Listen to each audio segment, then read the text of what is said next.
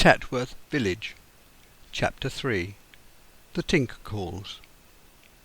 Tinkers still visit the villages in their carts, setting up their braziers to heat the pots and pans.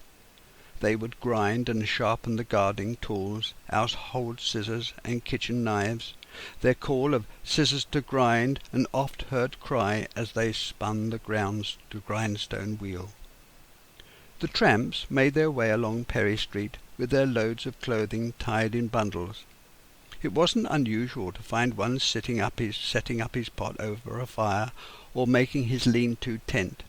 They never seemed to be thin. Perhaps it was the amount of clothing they wore that fattened them out. They were in the main successful beggars, housewives giving them a crust or a drink of milk to make them go away. For hamlets and outlying villages, away from the main highways, the population was sparse. The tinkers and hawkers took their place of small shopkeepers. They were an essential part of the countryside, a much relied on source of communication as well as supplies of essential goods. Pedlers and knife grinders also had a place in rural society. They plied their trade too. In these days the pedlar was called chapman, and was very welcome. He passed on news and gossip to outlandish places in a similar way to the tinker, carrying an amazing variety of goods in his carpet-bag: pins, needles, vests, caps, girdles, laces, gloves, knives, glasses, tapes, dusters, and much else besides.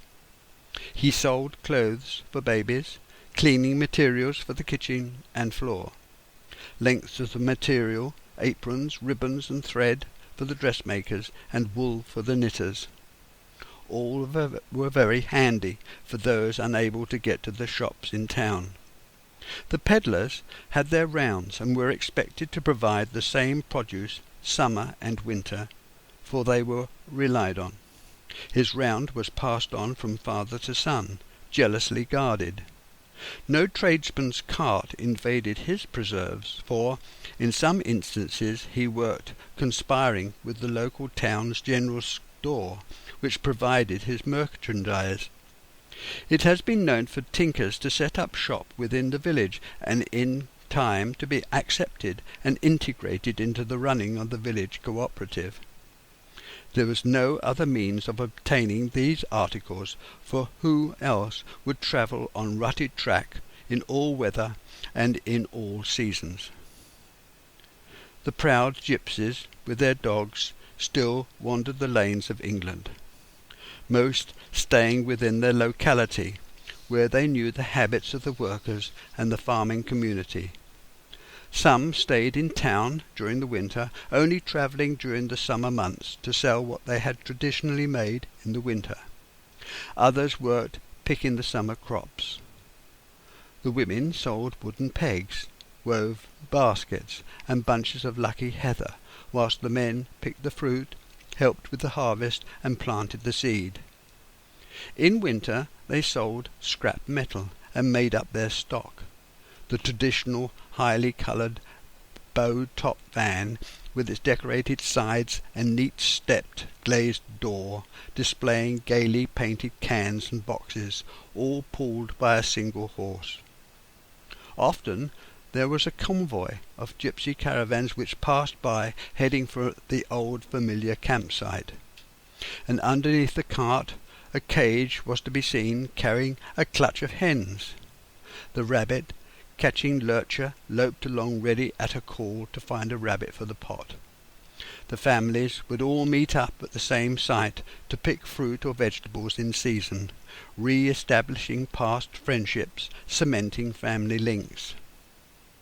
The Spanish onion seller on his bike operated from coast to hinterland, having his own route bicycled every year with his string draped over every part of his bike, so that it looked like a travelling stack on wheels. It is the time of year when the sky shows a saturated blue above the new, fresh foliage of the nearby elms. The sky's colour so intense that it creates a lightning vignette, halo around the skyline branches. This distortion or adjacency is purely an action of poor eyesight, but not actual.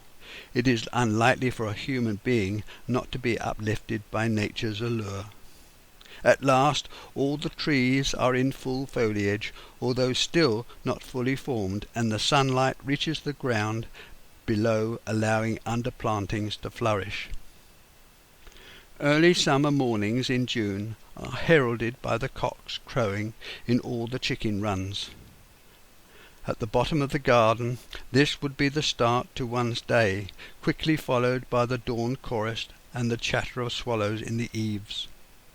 There being no traffic, as such only the clip-clop of the milkman's horse and cart, resplendent in its coloured paint outlining its panels, the open back made it look like a chariot, swaying as the milkman descended to deliver the day's supply. The welcoming chink of his bottles and the clank of his churns was another reminder. Along the roadside, dense thickets of blackthorn, covered in early morning dew, sharp-smelling and alive with bees feasting off the white blossom.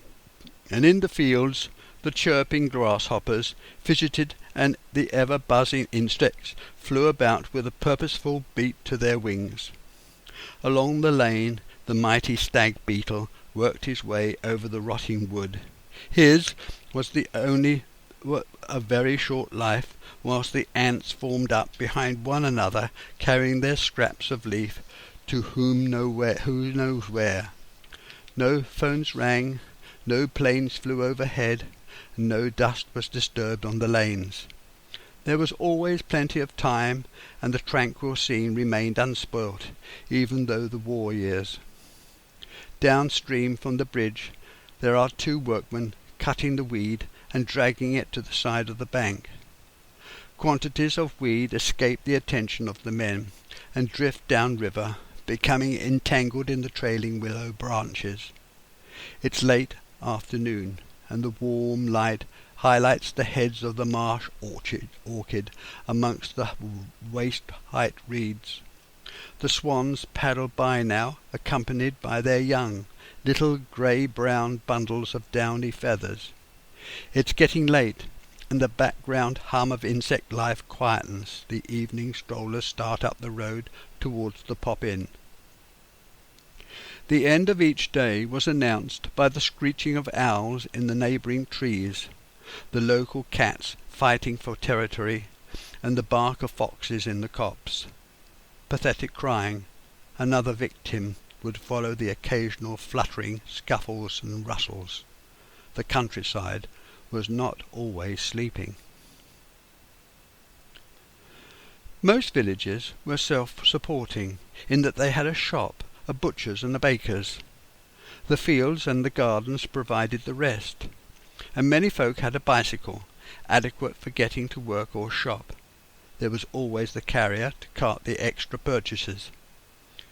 Village life carried on with the help of small businesses, passed on from generation to generation, and because families were large, most of the children, on leaving school, left home to take up employment in the nearest town, which in this case was Chard. At least one boy always followed the father's occupation, and one of the girls looked after the aging grandparents. Later on, of course, the same girl looked after the parents. Other girls within the family provided help to wealthier homes close to the family home. Those children left at home after the parents had died usually took over the tenancy.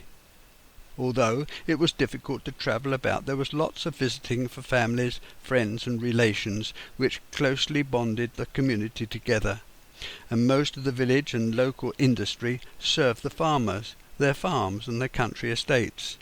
There was throughout the year a general working up towards harvesting time, getting all the machinery into working order.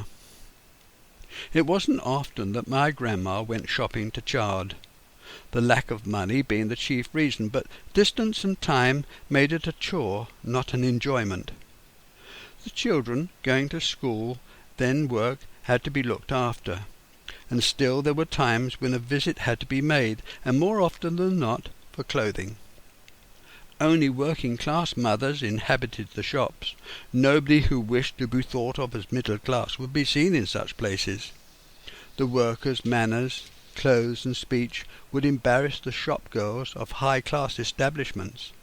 The formidable shop-walker in black jacket and striped trousers, whose job it was to provide security and to stop shoplifting, would soon hover close to unfamiliar faces as soon as they came through the door, inquiring if he could direct you.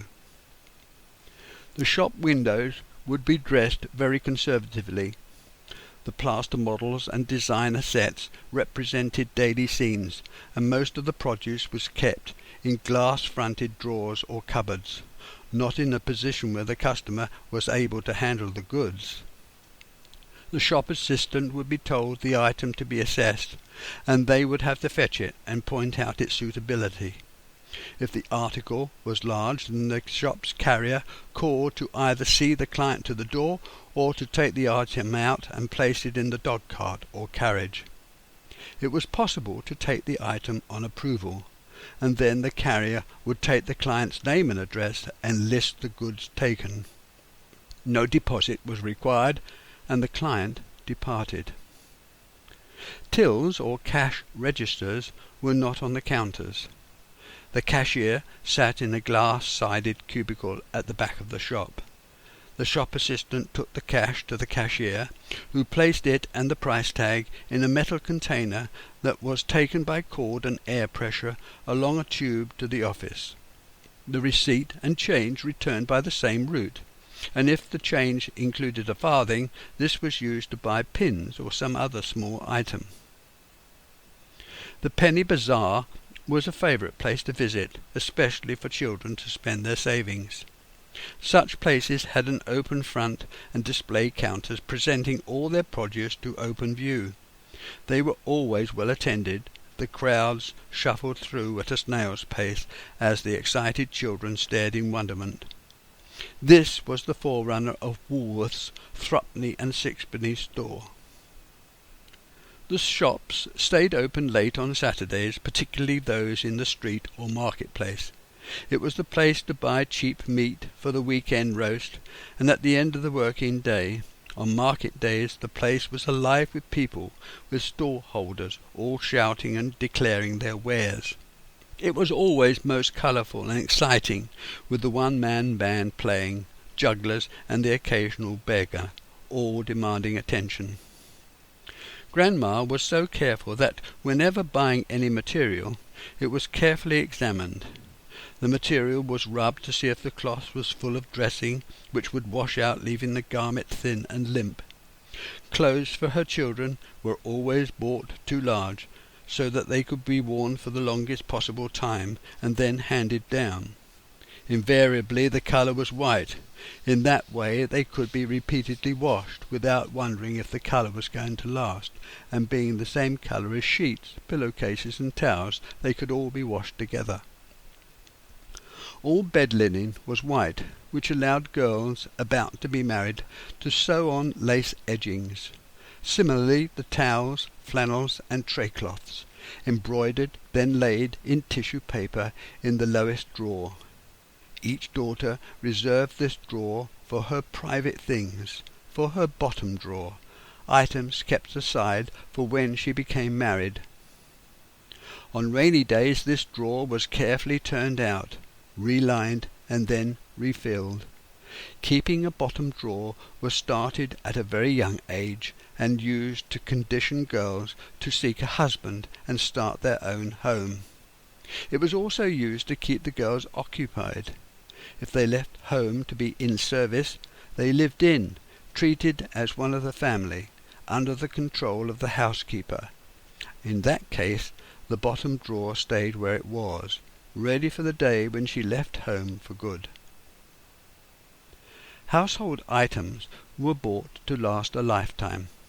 Good saucepans and frying pans were very heavy, made of iron and carefully treated with oil, which eventually became burnt on and black. This was never washed or scoured off, but left, being just wiped out, and for boiling vegetables plain white enamel was thought to be suitable. As the summer term passed, my brother and I looked forward to our holidays. My mother, anticipating her return to the country, tried to pass off the excitement by taking it all very calmly. The weather promised lots of fun on the beach at Bridport, where my mother's sister Ada, who was a year younger, lived with her husband and daughters Christine and Jean. A visit was also a necessity to Dora, Mum's other sister, who was married to Sidney Wood, a butter maker, and daughter Sheila, who played the piano so beautifully. The packing for our holidays went on for weeks. It was one way Mum could rely on to entice us boys in from the garden to find a space for some other vital thing.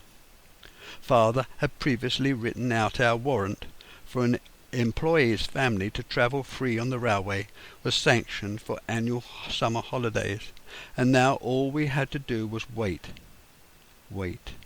And how time did drag. At last the appointed hour. Up early, a quick breakfast, and out of the house we marched to North Harrow Station's train station, Dad staggering slightly at the weight as he manoeuvres the two large suitcases up the stairs onto the platform. The Metropolitan line train carries us to Baker Street, where we swap over platforms to take the Bakerloo line train for Waterloo, Southern Railway's mainline station.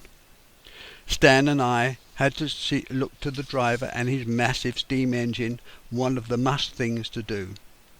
The guard's whistle jolted us back to reality and called us back onto the train to find Mum and our booked seats, to start officially our much looked forward to summer holiday. The train slowly made its way out of the station, its wheels slipping, then gripping, to the company of much chuffing and billows of steam to gather speed as we made our way past the back gardens of the terraced houses along the line towards our first stop at Clapham Junction. The banging of doors announced our departure as we eagerly looked out of the window to watch the houses gradually disappear, to be exchanged for the marvellous countryside, and then onwards to Exeter Central, where we changed trains to take the little branch line to Chard Junction on the Taunton line. The Bristol and Exeter Railway Company built the railway line from Taunton to Chard in 1866. The last British canal was built this same year. Chard Canal ceased to function in September of that same year. The broad gauge track was converted to standard gauge 25 years later on, and by the time of the First World War began, a branch line was run to Chard Road Station, later to be called Chard Junction. Lord Beeching finally put pay to it all in 1962 for passengers and for freight. In 1966, long after we took our holidays there, special rates were charged for farmers coming to Chard Fair, and great markets and many of their livestock travelled on this same line. Excursions were run to Lyme Regis and Seaton, with bank holiday specials doing a roaring trade, and of course we went along too. These entire little branch lines were attractive and frequently used at summer time for holiday makers. They became part of the countryside, linking the outlying villages and hamlets as much by sound and sight as for actual use. We all gathered on the platform to sort ourselves out before shouldering our bags once more to make our way outside the station to load our luggage onto the station cart, which was trundled down Perry Street by the porter. By the time we reached Rosalie Cottage, with Grandma at the cottage door, Dad was totally puffed out. Looking back to those far-off days, the weather always seemed perfect. The skies cloudless, of cerulean blue, the new foliage on the trees sap green, and the blossom dazzling Chinese white. The oaks always the last to show their colour, and in the hedges, made up of hawthorn, willow and elder, blackberry and dog rose, sent out their tendrils to tie the hedge together, At the base of the hedge the primrose paled beside the dandelion and shiny buttercup, and next door's poplar shimmered in the breeze, and the apple blossom blew about. Every plant seemed alive with tiny insects that fed on by birds. At last, July, the cricket bat put aside, and packing begins, and even though it is still weeks away before the family sets off, the sunshine and the heat from the sun that is now overhead reminds us that there are new discoveries to be made in the field and hedges, and the brook is always there to be dammed. The young corn is growing apace, showing fields of pale green and gold just standing level with the poppy and daisy. The buttercup is only just visible. The days go slowly by. Not long now. The golden ears of wheat sway gently in the breeze against the background of dark green hedges with purple-blue shadows. The morning dew beads the head as gossamer web glistens in the fresh morning air. Not their time yet. The hay now took preference. Every year the same thing happened. The reaper was rescued from where it had stood all winter. Hot haymaking lasts most of the month, and it was rare for the weather to be so bad that haymaking not completed before the harvest began. The farmer made sure his reaper blades were sharp and properly set. He would be filing and hammering for days on end, making sure the harness not split or broken, but cleaned and oiled. And this was no time to make do. The reaper had to do the harvesting as well as the haymaking. It was critical that all would last the season. Meanwhile, on the banks of the river, the yellow and purple loosestrife is in bud. Meadowsweet everywhere, with its delicate tracery of white flowers, an attraction for the hoverfly and digger wasp. A young thrush with speckled breast disappears its buff feathers as it cocks its head to one side as if to say, "Watch me." Our journey had taken us past the fields of bleached grass glistening in the summer sun as the breeze wafted the tall slender fronds this way and that.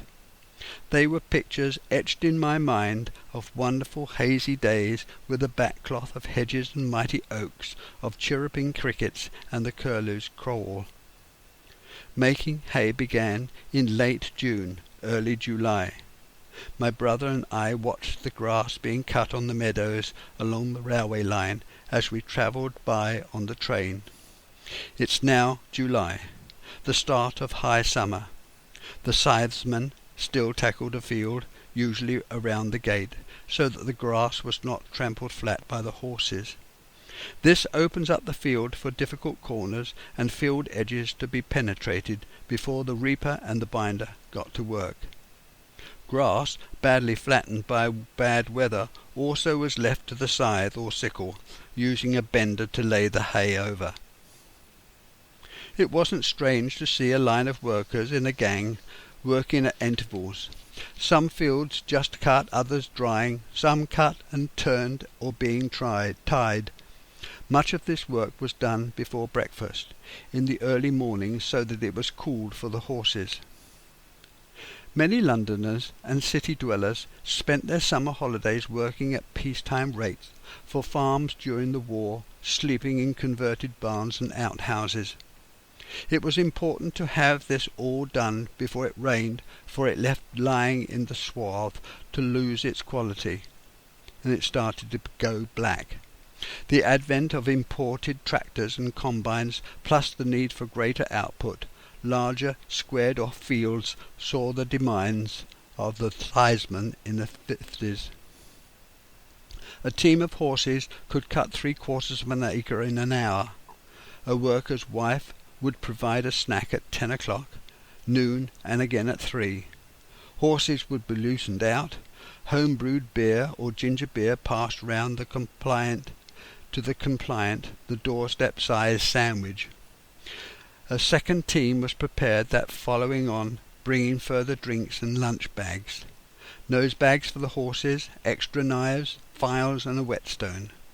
A 3-in-hand pulled a reaper, all acting together, was an unforgettable sight that lasted well into the 60s. After the grass, lucerne, and seed clover had been cut, it was raked into rows, later sometimes into cocks of hay or cock-making piles to further make dry. It was most important to have the hay completely dry. Any dampness will create heat and start a fire. The dry hay then gathered up and pitched onto carts, fitted with ladders, which were sidewalls at each end to increase the load capacity, and all was pulled by horses dressed in in shaft harnesses. The one-horse rake, often residing the winter under some hedge close to where it had been last used, was now exposed to have its knives sharpened and set, adjustments made with a spanner and liberally dosed in oil. The horse-keeper, lines in hand, would mount the iron seat and set off the contraption, rattling and clattering, and by releasing a lever regimented the swaths, left a trail of sweet-smelling grasses laid out in long lines. Machine-cut grass lays in neat rows perfect for drying, and could be left until the next day unless the sun was too hot, when it would become sunburnt. The haymaking was kept going all day to make the hay fit for stacking, leaving the hay light on the ground so that the sun and wind could get freely into it. The driver of the rake sat upright, occasionally flicking his whip, the horse nodding, his head set out across the field, and every now and again the driver raised the lever, which allowed another gathering of hay to drop into line. Drying grass was left out to dry for several days, perhaps tossed by hand or turned by swath turner, to ensure that it was thoroughly dry, and then raked into haycocks by the use of a two-pronged fork. With an eye to the weather, the farmer would decide if it was time to stack the dry hay, and if it were, the hay wagon made its rounds to gather up the pitched hay to cart it to the stockyard where the rick was being built and thatched. These 4 machines, the mower, tedder, rake and loader, were considered an excellent investment, even for small farms of less than 50 acres. Hay barns began to be used as a permanent shed for the storage of hay or corn. Where there is a hay barn, the hay can be stacked when ready, not having to wait until there was sufficient to complete a rick. In cases where there is not enough to finish a rick, a tramp cock or rick cloth erected. Whatever, it was important not to allow the hay to get wet whilst the rick was in the process of being made. The haymaking methods changed by the appearance of the first hay loaders, which ousted the pitchfork and its back-breaking work. The hay sweep became the latest equipment in the 30s, plus its complicated elevator for taking the hay to the top of the stack. A pony harnessed to a pole turned the elevator, which lifted up the straw onto the stack, was another method of winching. The horse age ended mostly during the beginning of the war, when more fields were made over to stock rearing. Horses couldn't cope with the difficult land now ordered for ploughing, meant to help make Britain self-sufficient during wartime. This speeded up the introduction of tractors. Farmers were fined if they refused to plough up meadows, which flooded or left difficult hillsides to gorse and fern. The horses would obey the word, putting their shoulders to the collar, and with a clatter the chattering blades would whirl round, and the once rippling grass would be cut, leaving sweet-scented grasses, vetches and clovers lying flat. Thrashing with the huller, the clover was sometimes mixed with the grasses to give a richer fodder for the stock. Rotating grass with clover and then corn enhanced fertility and improved yield. The cart would offload the slightly green hay to make a rick, and if the building is not far advanced, the walls were built up, and if higher, the hay pitched onto the elevator. Ricks had sides sloping slightly outwards. the rain would drip off each stalk to the ground, and each layer of hay would be tied and trodden down. Haylofts above the animal stalls were stocked from field to loft. The artificial drying of hay was a means of circumnavigating the wet harvest, using an action of tossing and agitation along a conveyor belt and fanned hot air.